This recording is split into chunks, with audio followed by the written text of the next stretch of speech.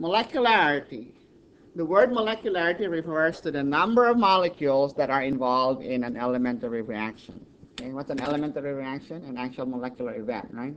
So a unimolecular reaction, okay, an elementary reaction that has a molecularity of 1, okay, so molecularity of 1 is called a unimolecular process.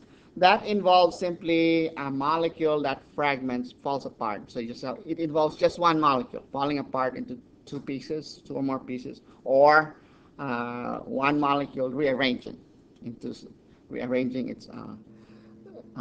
the way rearranging the atoms within the molecule. Okay. Now, if you have a collision of two molecules, then you say the molecularity is 2. So the process we call that a bimolecular process. If you have three molecules involved, three molecules colliding, then that's a termolecular, as in ternary, tertiary, number 3, or trimolecular. Okay? Now, molecularity is greater than 2. Any step that involves a collision of more than 2 molecules are very unlikely. So when you propose mechanisms, you generally propose mechanisms that steps that involve only 1 or 2 molecules. Okay, so that's what molecularity means. So let's consider the hypothetical elementary reaction. We have A plus A yields B. So would you call this elementary reactions? I'm telling you that I'm proposing this to be an elementary reaction. Is this reaction considered unimolecular, bimolecular, or termolecular? That's two molecules of A colliding, getting stuck together, and the pair that's stuck together, we call that B.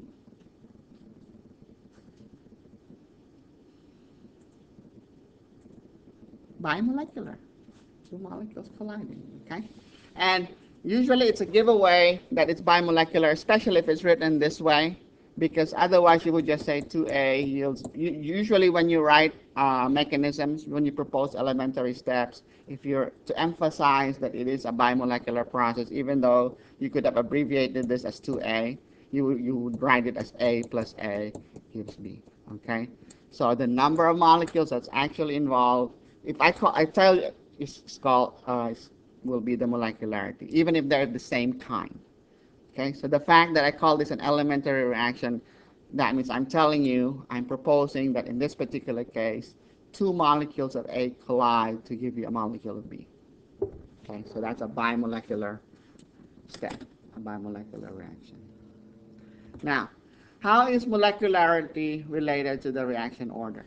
The reaction order of an elementary reaction is equal to the molecularity. So for example, if I say that this reaction right here is unimolecular, then if I propose that to be a unimolecular, an elementary reaction, then I would expect, if I were to go to the lab and made measurements, I would expect to find the rate law to be equal to K times the concentration of A.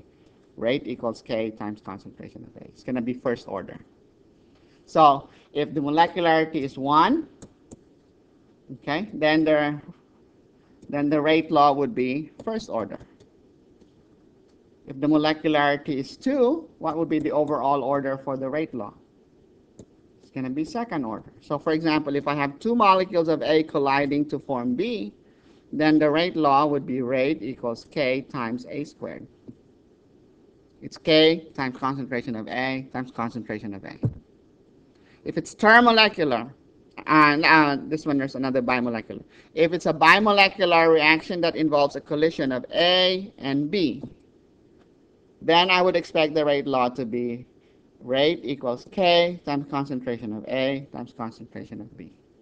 Okay, so this is also, so this bimolecular reaction right here, okay, so this bimolecular reaction has a second order rate law.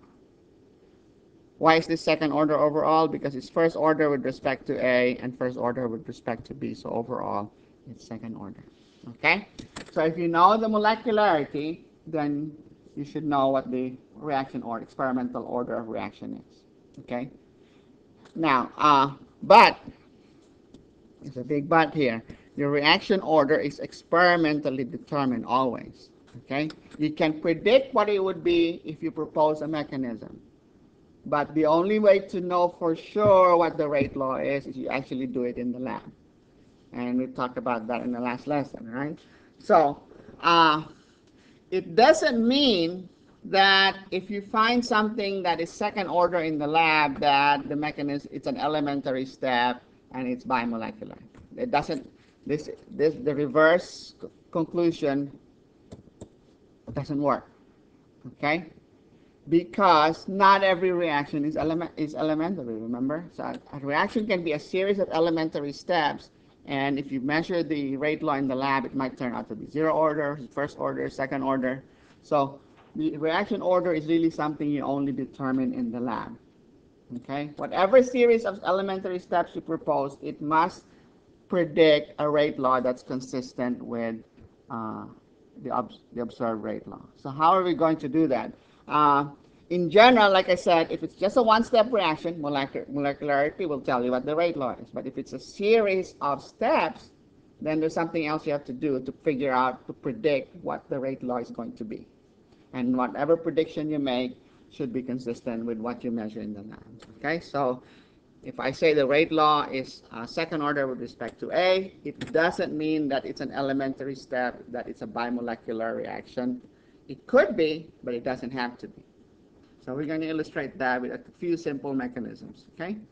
But before that, let me just quickly check to make sure you got that. Let's say you have a hypothetical elementary reaction. Collision of two X molecules gives you Y and Z. What is the rate law for this reaction? Okay. So if you know the molecularity, you should be able to say what the order is, right? But if you know what the order is, it doesn't mean that you know what the molecularity is. Okay, not necessarily. So it doesn't go both ways, right? So this one is second order with respect to X. Okay? How about this one? What is the rate law for this reaction? 2I gives you I2 gas. Okay, you fell for my trick. I did not say that this is elementary. Since I did not tell you it's elementary, you don't have enough information. Okay?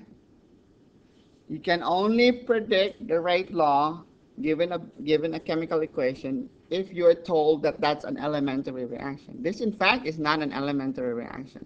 Bond formation, we talked about this earlier. The correct answer here is C.